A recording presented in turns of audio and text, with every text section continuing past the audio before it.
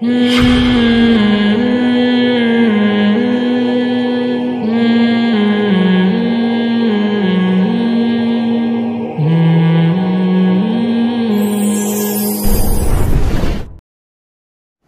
مجھے اصل میں ایک فزکس کا ایک بڑی پیچیدہ ایکویشن ہے، اس کو میں حل کر سکتا ہوں. اس کو بیٹھ کے آپ نے حل کرنا شروع کر دیا. عقل مند کہے گا بھائی تیرے سے جو پوچھا گیا ہے اس کو تو فوکس کر، جو سوال پوچھا نہیں جا رہا اس کا جواب کیوں دے رہا ہے.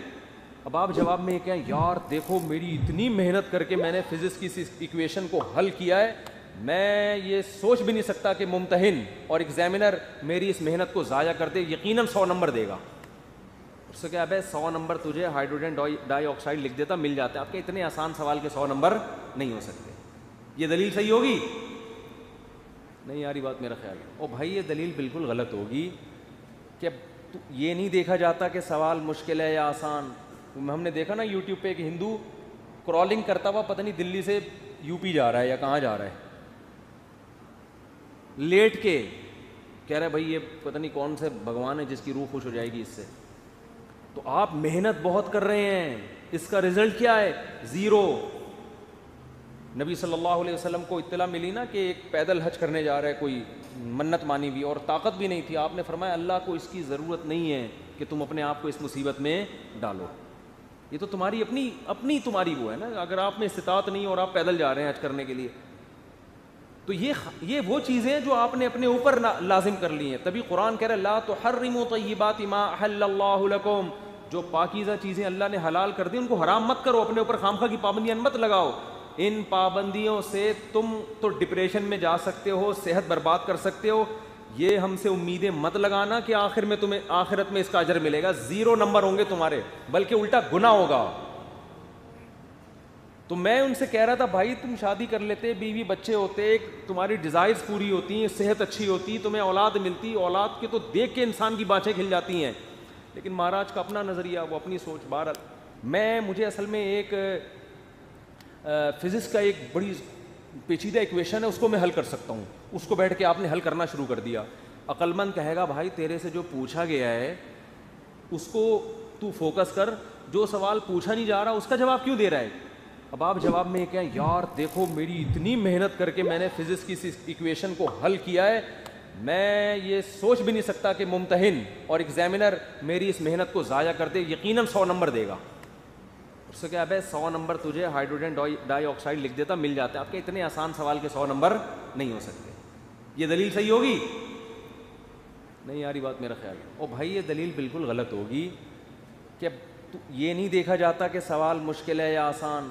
ہم نے دیکھا نا یوٹیوب پہ ایک ہندو کرالنگ کرتا ہوا پتہ نہیں دلی سے یو پی جا رہا ہے یا کہاں جا رہا ہے، لیٹ کے کہہ رہا ہے بھائی یہ پتہ نہیں کون سے بھگوان ہے جس کی روح خوش ہو جائے گی اس سے. تو آپ محنت بہت کر رہے ہیں، اس کا رزلٹ کیا ہے؟ 0. نبی صلی اللہ علیہ وسلم کو اطلاع ملی نا کہ ایک پیدل حج کرنے جا رہا ہے کوئی، منت مانی بھی اور طاقت بھی نہیں تھی. آپ نے فرمایا اللہ کو اس کی ضرورت نہیں ہے کہ تم اپنے آپ کو اس مصیبت میں ڈالو. یہ تو تمہاری اپنی تمہاری وہ ہے نا. اگر آپ میں استطاعت نہیں اور آپ پیدل جا رہے ہیں حج کرنے کے لیے، تو یہ وہ چیزیں جو آپ نے اپنے اوپر لازم کر لی ہیں. تبھی قرآن کہہ رہا ہے لا تحرموا طیبات ما احل اللہ لکم، جو پاکیزہ چیزیں اللہ نے حلال کر دی ان کو حرام مت کرو، اپنے اوپر خامخواہ کی پابندیاں مت لگاؤ. ان پابندیوں سے تم تو ڈپریشن میں جا سکتے ہو، صحت برباد کر سکتے ہو. یہ ہم سے امیدیں مت لگانا کہ آخر میں تمہیں آخرت میں اس کا اجر ملے گا. 0 نمبر ہوں گے تمہارے، بلکہ الٹا گناہ ہوگا. تو میں ان سے کہہ رہا تھا بھائی تم شادی کر لیتے، بیوی بچے ہوتے، تمہاری ڈیزائرز پوری ہوتی، صحت اچھی ہوتی، تمہیں اولاد ملتی، اولاد کے تو دیکھ کے انسان کی بانچیں کھل جاتی ہیں. لیکن مہاراج کا اپنا نظریہ، وہ اپنی سوچ. بہرحال کیونکہ اس بات کا ڈر ہے کہ اگر آپ نے کسی کے مکہ لگایا، ایسا نہ اس کے دانت ٹوٹنے کے بجائے آپ کی انگلیاں ٹوٹ جائیں. تو ایک حد تک تو ایج کی ایک حقیقت ہے، بڑھاپا آئے گا اور پھر اس کے بعد بڑھاپا کو بھی انسان غنیمت سمجھے گا کہ مرا نہیں ہوں، زندہ ہوں. بالآخر ایک دن جنازے کا اعلان ہوگا. آج وہ مسجدوں سے اعلان ہوتا ہے نا، حضرات ایک اعلان سماعت فرمائیے، آج فلانا صاحب طویل علالت کے بعد اس دنیا سے تشریف لے گئے.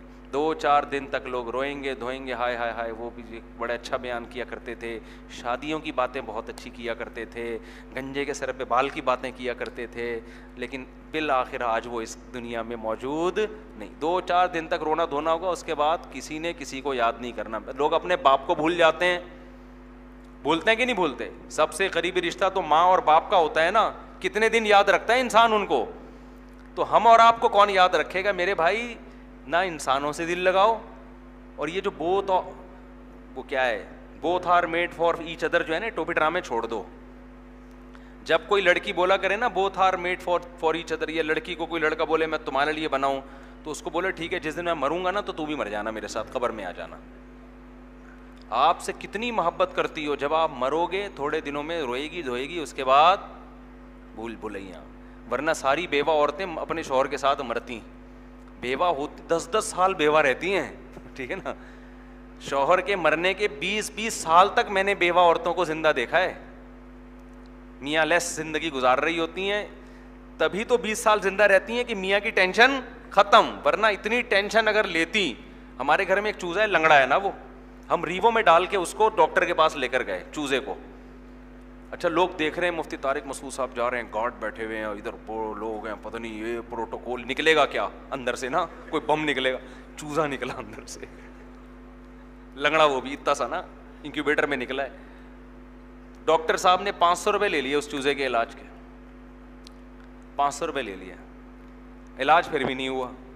تو خیر مجھے ان ڈاکٹر سے تو شکایت نہیں ہے, لیکن مجھے چوزے سے شکایت ہے کہ یار تو 500 میں تو تیرے جیسے 10 آ جائیں. تو میں نے کہا اب یہ لنگڑا ہی ٹھیک ہے, اس کا علاج نہیں کرائیں گے.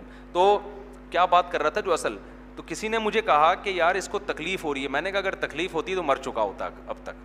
جانور اتنی تکلیف نہیں, اب وہ ایسا ہی ہو گیا اس کا پاؤں, تکلیف نہیں ہے.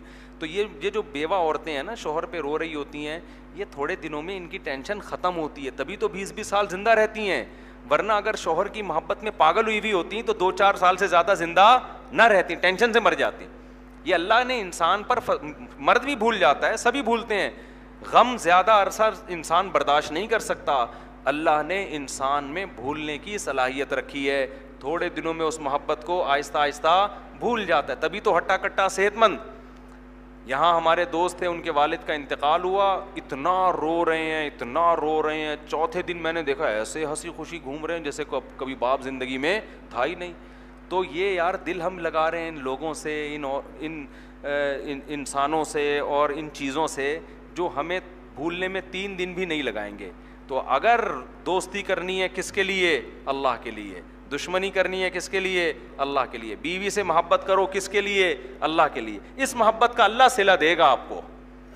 جو محبت اللہ کے لیے ہوگی وہ محفوظ رہے گی, اور جو محبت اللہ کے لیے نہیں ہے یہ سارے رشتے اس دنیا میں ٹوٹ جائیں گے. تبھی تو نبی نے فرمایا 7 آدمی دو اللہ کے عرش کے سائے میں ہوں گے, ان میں ایک وہ جو صرف اور صرف اللہ کے لیے آپس میں محبت کیا کرتے تھے.